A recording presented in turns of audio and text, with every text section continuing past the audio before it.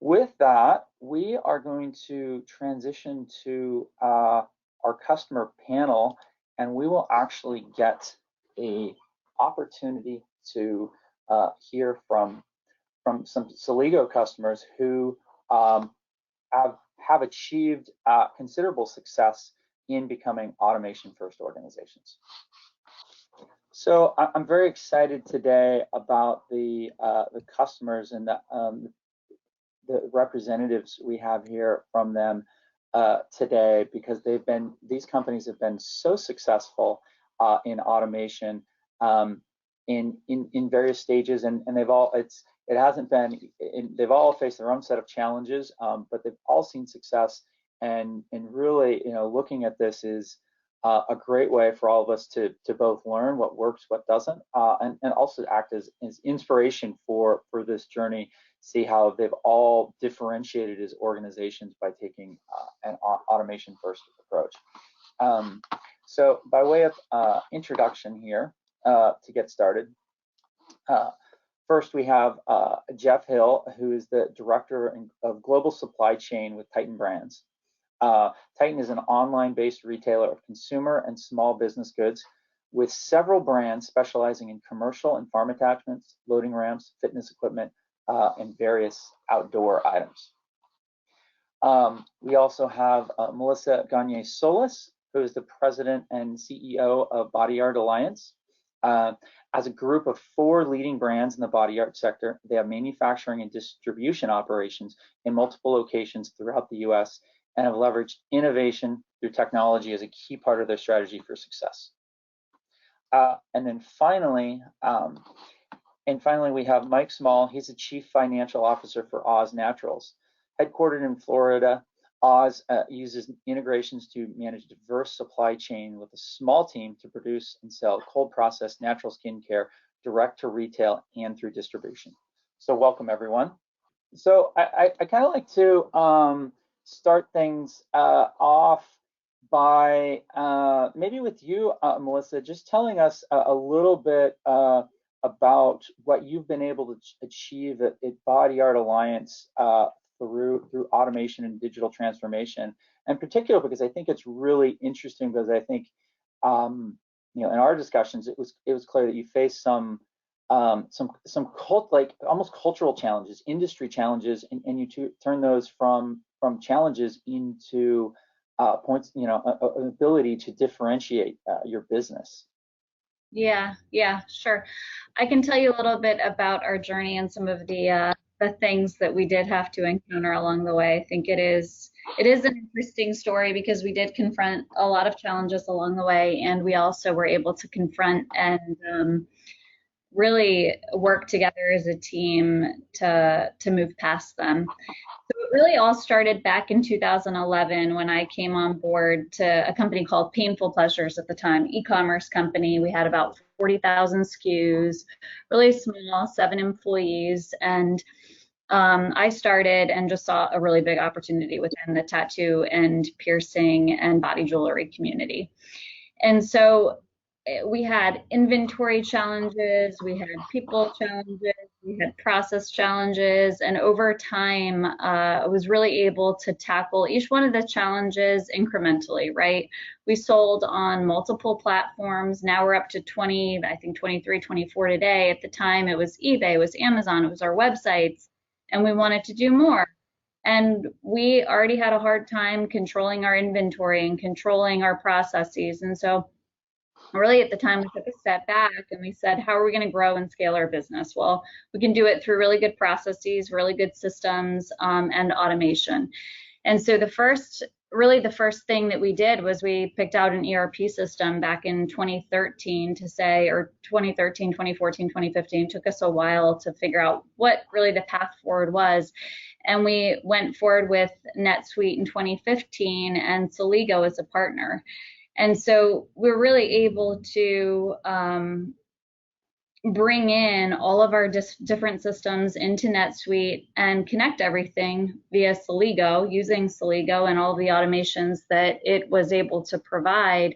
But something that was really interesting was we really skyrocketed and started to grow in 2019 when we started to partner with additional businesses. And Mark brings up a good point in the whole change management process. I mean, it was hard. Back in 2016 when we first integrated everything together. It took me a year to get buy-in from our employees.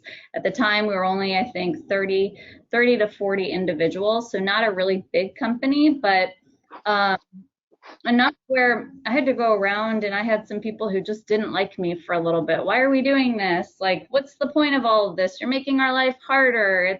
It takes more time. It's more time consuming. What are all these processes that you're making us do? And so it was really challenging to get them on board. But then a year after we went live, they were like, wow, we understand, right? It really took people time and energy and an understanding of, wow, in order to scale and grow, we really do need to put in place these processes. It's not just going to happen like this. And the things of the past are not going to work for the future. And so that's really the same sort of thing as we formed the Body Art Alliance in 2020. Right before the pandemic, we went live with three different business units.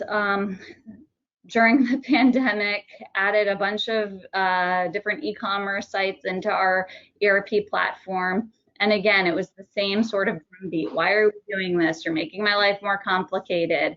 But it was really through the discussions and through the ability for us to show people why it mattered, why they cared, how long term we were going to be able to make their lives easier. Maybe short term, it's going to be a little bit more difficult. Yeah, it seems a little bit more cumbersome, but wouldn't it be great to go into the system and know exactly how much inventory you have, so you know how many machines you can actually build, or how many bottles of ink that you can actually build? And so now, 2 years post go live of those additional businesses, we're starting to see all of the work come to light. I mean, it takes time, right? It takes time in any business to really see the results of all of the hard work that you put in. And we were able to grow, if we look back 2 years, 2 years ago, would we have been able to grow? I think we grew like 46% last year, and we're slated to grow 40 to 50% this year. And we wouldn't have been able to do that if we didn't have the right systems, technologies, automation, and process to be able to really drive our business forward. So it's been a journey, and that whole change management process has been challenging. And honestly, it's been worth the challenge. Well, so that's awesome to hear. Now, some of those folks that were resistant along the way, that weren't so friendly about it, have they come full circle now? Oh yes, one of them was my brother. So yes, they have come full circle now. They understand why we did it, and they're utilizing the system more than most people. So it's great to see, and it's great to hear them say, like, come back to you and say, okay, now I really understand why. I get it. Excellent, fantastic. Well, let's take a chance here and hear from Mike about Oz Naturals and their journey. And Mike, I know you for a relatively for a business that doesn't have a huge technology team, able to actually make. I know you made some big changes to your business that were really facilitated by having automation in place. Can you tell us about that journey and what you're able to achieve? Sure. I think what you're alluding to is the fact that we actually changed ERPs recently. As a company, we started out from the beginning. When I joined the company in 2016, we were an Amazon-based business to start. And one of the things I was charged with was getting us ready to go further than that, get us ready to go into international distribution, B2B, and everything else. And part of what I had to do is bring on a 3PL, get new contract manufacturing, get all that dialed in. Plus, we were operating, 8, 9 different channels. And we did it with a very small team. And everything at first was done with no system of record at all. Everything was done like reliant on the Amazon reports, reliant on spreadsheets and everything else, which you're doomed for failure. So we early on implemented the ERP. We originally went to NetSuite with Scalable as a partner. And we set up all the automation to the point where we were able to do all the channels we had, get the 3PL running, get the contract manufacturer running, and we did that with 5 people. And we've been able to maintain the level of employees we have and grow the business significantly. We're right now selling 80 different countries. We've had a couple different distribution points. We have distributors in multiple countries. We don't own that inventory, but we still have to get the product to them, do all the logistics. And we're able to do that with 5 people because we focus on exception management. The things that are routine, we automate. The things that aren't routine, you pay attention to and manage. And then when you do is you focus on the exceptions, you fix them well, which one of the nice things about Scalable is the dashboard. And having an integration where we could see what's going on allows us to automate it and manage it very easily. And if we have to change it, once you know the routines, we're able to actually replicate everything easily. When we changed ERPs, I was actually concerned because Scalable at first didn't have a platform set up in that ERP I was going to, but I was able to work with your team and move it over. So I was able to use integrations I knew already and use the same mapping tools and everything else. So I didn't have to worry about how am I get the data from all my different external parties into my ERP. We were able to solve that very easily. We got the ERP running, which is probably unheard of, in 3 months' time. You know, we knew all of our systems ready. One of the things we did is we focused on understanding the ERP and the business processes, how they work together, and we only looked at the points of differentiation where we had to find either a custom field or a workaround. So that's what allowed us to do it. Using the automation, we didn't have to focus on rebuilding a wall or rebuilding the wheel and starting all over. Well, that's fantastic, Mike.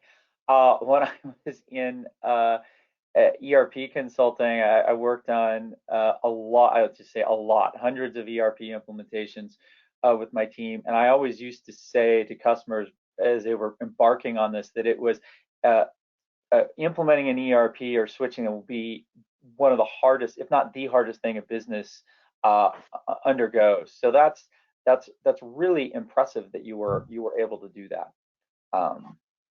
That's super impressive, especially with a small team.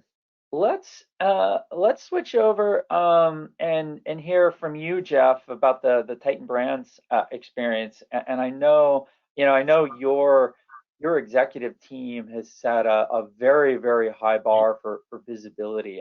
It's really intriguing, and I'd love to hear a bit about your journey and about how you achieve those targets and how you achieve those and get them the visibility they need into your brands and very timely data.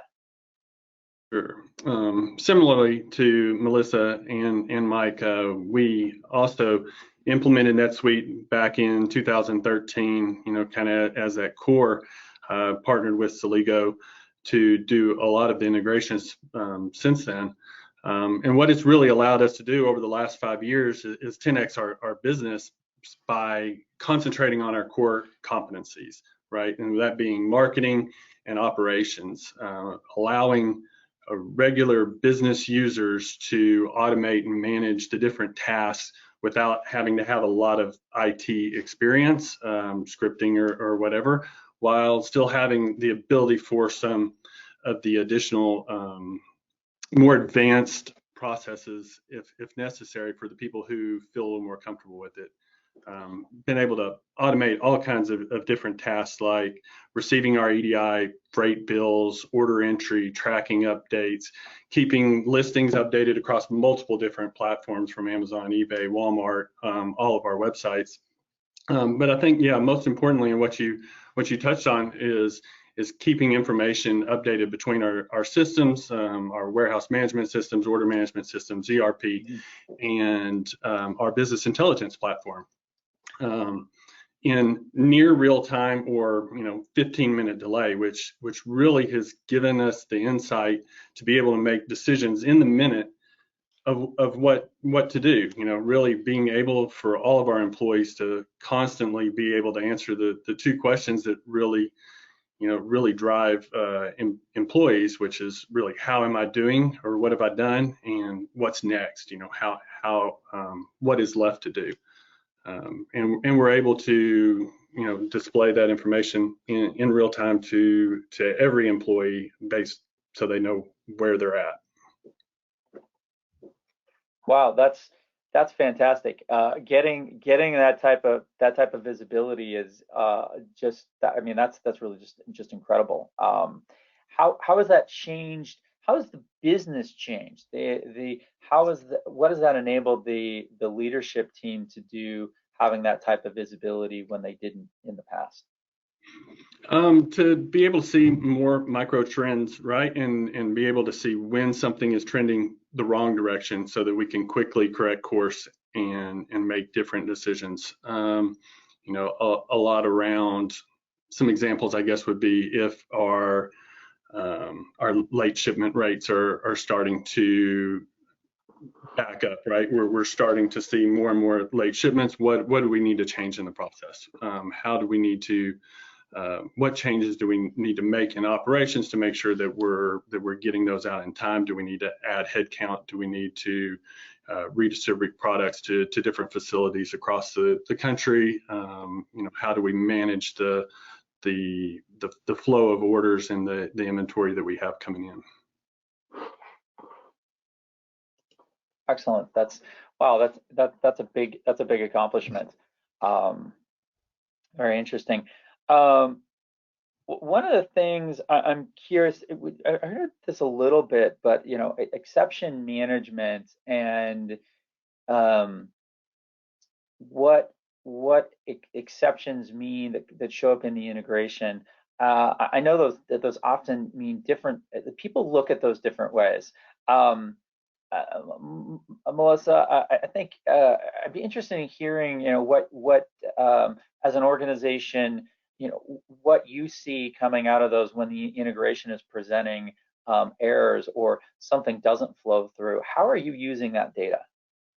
Yeah, sure. I mean, with so many integrations and so many different people touching our systems, I think we're up to close to 200 NetSuite users now, and with our 20 plus channels, it allows us, and it has allowed me since we implemented it really, and since Scalable went on integrator.io and there was, that much clearer visibility for errors. It's allowed us to catch things that are going wrong in time, and it allows us to go back to users, identify where an issue is, and it allows us to identify where we can correct processes that just aren't working. So if we notice something that's happening over and over and over again, obviously there's a process issue and there's something that's breaking down, and so we're able to reach out to people, we're able to put into place a corrective action, and we're able to say, this isn't working, let's do it this way. And I mean, that's one of the things that I really like about the integrator. I know some people on our team are like, gosh, another issue. No, it's another thing that somebody is doing wrong within one of our systems that it helps identify, because if we didn't have that, then we wouldn't be able to identify that specific thing going wrong and therefore correct it and move forward in a positive way.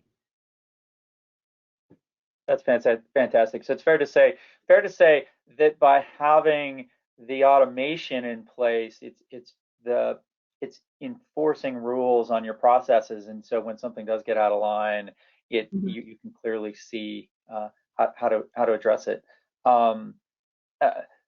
Maybe Mike, do you see a similar thing? Do you see a similar approach or enforcement through those business rules at Oz Naturals? I do, and it's even more than enforcement. It lets you do a couple things. One, it lets you be proactive. So as an example, if you have an integration but you don't have any visibility into the exceptions, orders may not get through to your partners or may not get through the warehouse, and all of a sudden you'll find out 2 weeks later when your customer complains, my order never got to me. One of the things that's really nice, especially if you work on an Amazon channel or e-commerce, nowadays everyone thinks you place your order, the doorbell's going to ring. We've set such a high standard of service levels that if you're not paying attention, it falls through. The other thing it lets you do, we use 3PLs, third-party logistics companies. Carriers change codes all the time. If the carrier adds a new code, if someone changes the service level, service code. The system will point out to you, hey, you don't have this carrier method mapped yet. You need to map it. So they can actually enforce a failure that lets you see if there's new data that you didn't know about. It lets you see if someone's put an item number in incorrectly, because it will fail when it comes back. Like, let's say you set up your Shopify and you haven't done the integration for the catalog.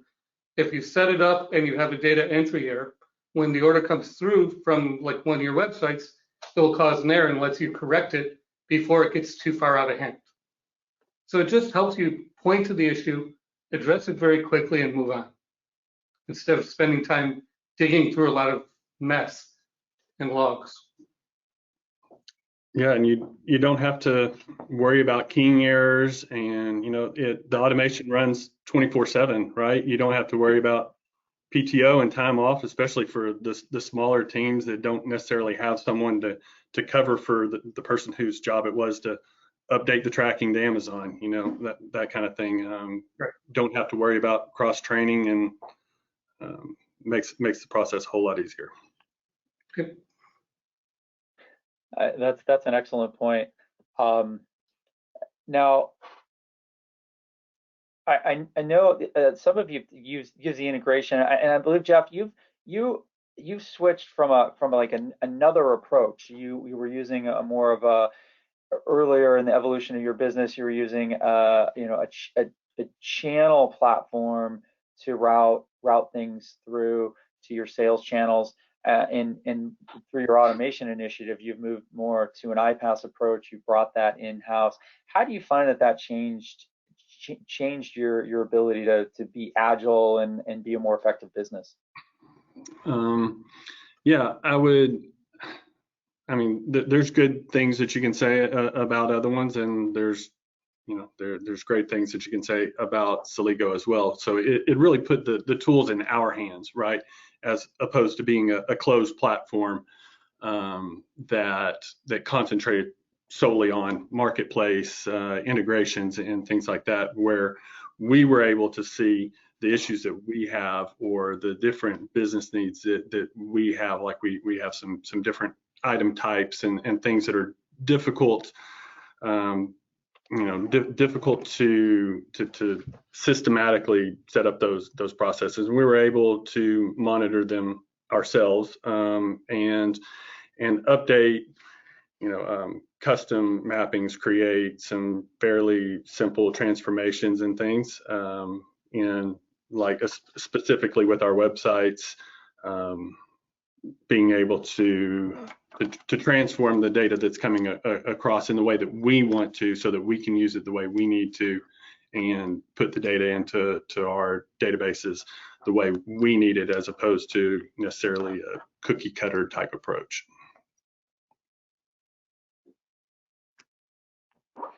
Excellent, very good. As you've gone through this process, what's I'm going to throw out to the group here, what's next on the horizon? What are you looking towards for future automation or transformation as you grow? I can step into that. If you are, unless you want to go first, Mike. No, that's the funny thing. We're all waiting for the other ones to go. Okay, go ahead. Yeah. So while we've set up all of these automations, I set up all of our integrations over the past 2 years, and I have not been able to set up every single flow because, one, it was just me, and we are finally hiring an IT team. And one of the things that I'm looking forward to doing is utilizing all of the functionality across all of our flows. So one of the biggest challenges we have right now is the product automation. And so that is set up on some of our channels. It's not set up on all of our channels. We're also moving some of our finances from in-time cash sales to deposits. I mean, there's a few things that we have to do to optimize what we already have. And I think when people think about implementing automation, you bring up a good point, Mark, is what's the future? You don't have to do everything at once. you can do things in an in-time basis with what the bandwidth of your team has. And that's what I've learned over time, is that we don't, and we can't do everything at once, because one, you don't necessarily always have the manpower or the people to maintain what you actually want to do and do it right.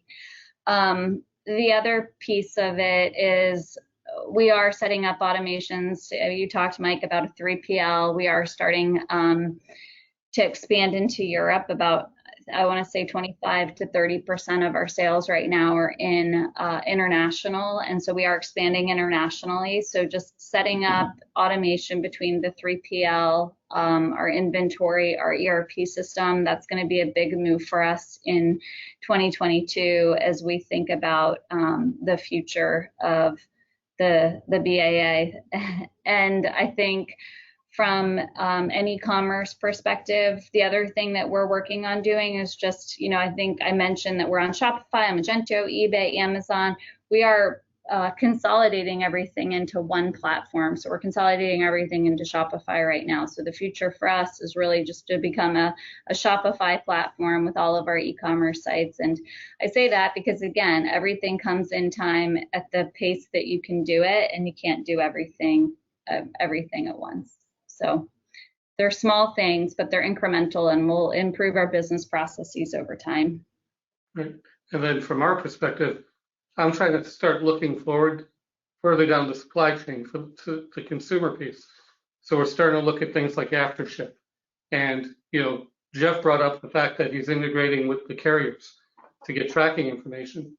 One of the things we want to do is get more proactive on consumer shipments, to know before the consumer alerts us that there's a problem with the delivery, to know before we get a phone call from customs that something's having a problem getting across the border. We're trying to automate the different stages and milestones of the transactions on that side of the supply chain as well. So we're looking past like the point of shipment now and extended beyond that.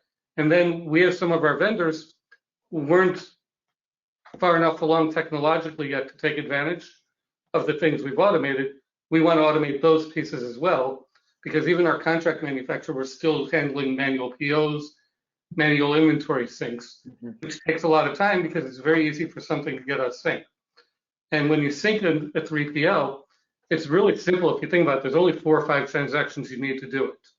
You need a shipment order telling the warehouse to ship. You need a confirmation back. You need a PO telling them to receive product. You need a receipt back, and you need an inventory adjustment. And some people go ahead and do an inventory sync. I've always avoided those because I don't want to just have my inventory updated based on a third party. I want everything to tie out to my system of record. And then for Titan, like Mike said, our concentration is really on the customer experience. We did recently integrate to Aftership for some of that post-purchase emails tracking. That's all integrated through to our shopping cart.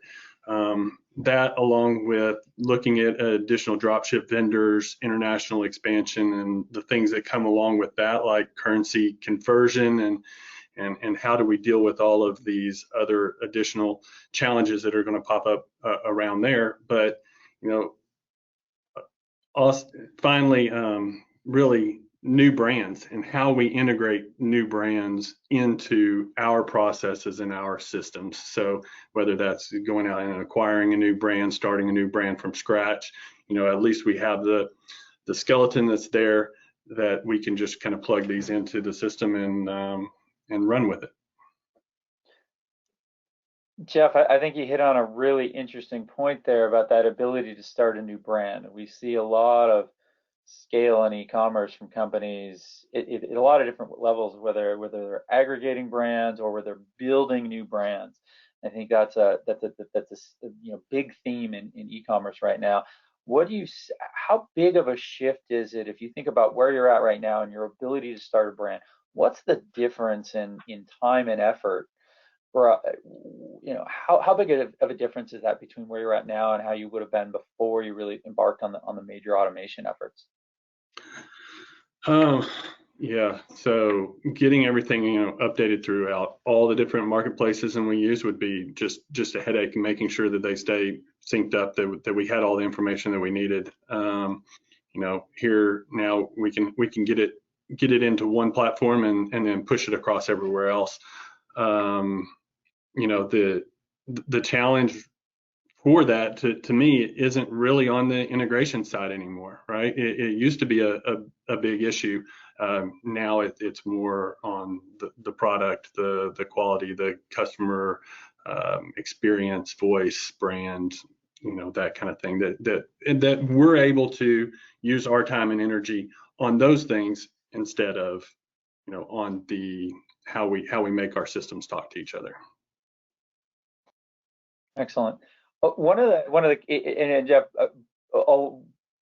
during your answer to this, you tied in as well. You mentioned customer experience there before, and that's actually tees up leads us into a question from the audience, which was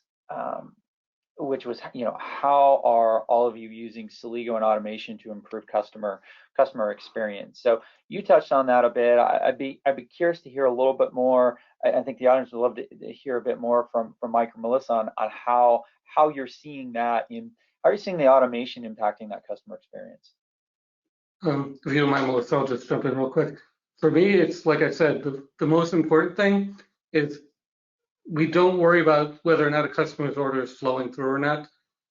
95% of the battle for any customer is getting their order in the system and processing.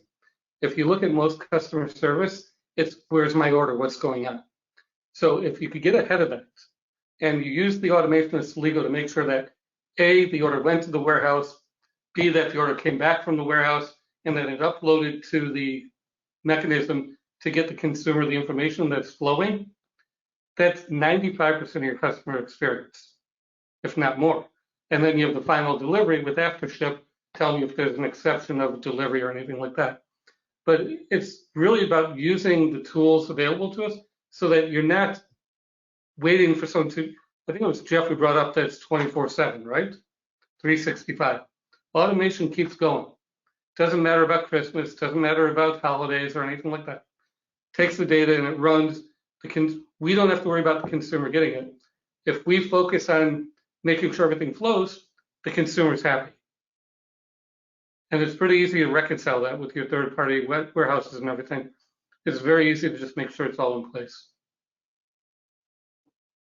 Definitely, those are excellent points. Yeah, big impact on customer experience there. Melissa, your thoughts? Yeah, I mean, I'll just echo what Jeff and Mike have already said. It's just the automation allows in-time, real-time information to the customer. I mean, I can think back 7 years ago, or maybe more now, 10, 11 years ago, when we used to get calls from customers and you'd have to look up in USPS what their tracking information was. You'd have to make sure. We were really far behind the times in 2011. A customer would place an order and it would be out of stock because there wasn't in-time inventory management. I mean, those two small things changed our business, just the inventory flow and the fulfillment flow. It revolutionizes it because you no longer have the question of when my order is going to get there. It's all right there, right? And so I think that from a customer experience perspective, those two things just change. And then I think it's really interesting that Jeff and Mike are both going towards AfterShip, and I'm going to look into it as well. But I think that just giving the information to the customer when they need it and how they need it and how they can digest it, I think that is why the Body Art Alliance has 20 plus e-commerce channels, because we work to meet the customer where they are in the way that they want to shop with us. And we work to optimize their journey along the way in a variety of different ways. I think another piece of automation that's not Scalable, but it is in NetSuite, is when a customer calls, we have our VoIP system that brings up the customer account and allows the customer service agent to understand and know the customer's history with them as they call. So there's a variety of different things that people can do within Celigo and the different systems that are add-ons to NetSuite or whatever ERP system you have that allows just a better overall holistic customer experience. I'll add one thing to this because we haven't really talked about this. The thing I think is most important about doing the automation and using a partner that knows what they're doing is it lets you focus on your core competency and what's important to the business. Instead of worrying about, Melissa brought it up, we don't have an IT staff either. We don't, instead of spending the resources on IT, we're not in the IT world. We're not going to be able to keep current on it. I'd rather focus on the marketing, development of products, making sure that the customer experience is great, making sure that the brand voice is consistent, than worrying about, hey, did my order get processed? If you want to go really far back, when I first started working in a distributor, we had 2 million SKUs at a distributor. And all the orders came in via phone and fax. So you can imagine how much data entry there was doing that. And when we first launched e-commerce, dealing with the CD nows and the Amazon, and I'm dating myself, everything was manual. People wanted to run away from it. I had to convince the company to let's automate this and keep it. Because there's a quantum shift in the approach. Automation makes it so that you can do e-commerce. Without automation, quite frankly, you can't do it right. Excellent. Excellent point there. We have another question from the audience. We'll take this and then recap and wrap up. There was a question around, what do you mean by product automation? Are you talking about content creation? And I think Melissa, you'd made a comment about product automation, didn't you? Yes, I did. So what I meant about product automation is we use NetSuite as our system of record. Mike mentioned that earlier. So our system of record has every single SKU in it, and we have all of our content that is input into NetSuite, and that information feeds over to our different e-commerce channels. And so we have that product automation set up for a few of our e-commerce channels, but we don't have it set up for all of our e-commerce channels because our current staff couldn't support the new process change. My goal this year, 2022, is to implement that process change across all of our locations and business units and really solidify it so that we have information flowing out of one system to all of our different systems. Rather than right now, I think, some of you might have e-commerce sites and you have to go in and manually put in the information, right? This automates it. So it's only in one system and it just flows out to all of your systems. Excellent. Thank you. Well, we've heard some great stories from the three of you, Jeff, Melissa, Mike. Just awesome stories that you have about going through the trenches of automation and particularly really building those capabilities, building that automation muscle in your organizations and how transformative that is. And it's really interesting, especially to see this direct tie to that customer experience, that you're able to offer a customer experience that it exceeds it. We have so many. When we think about e-commerce customers nowadays, they're all trained. Let's face it, they've all been trained by Amazon to have a certain standard of communication, expectation, speed, and to see how the three of your businesses were able to provide excellent customer experiences, multi-channel e-commerce, bring this level of automation to help grow your businesses has been really fantastic and really, really great to have you share, and thank you for joining us today. Thank you. Appreciate it. Thank you, Mark. Thank you.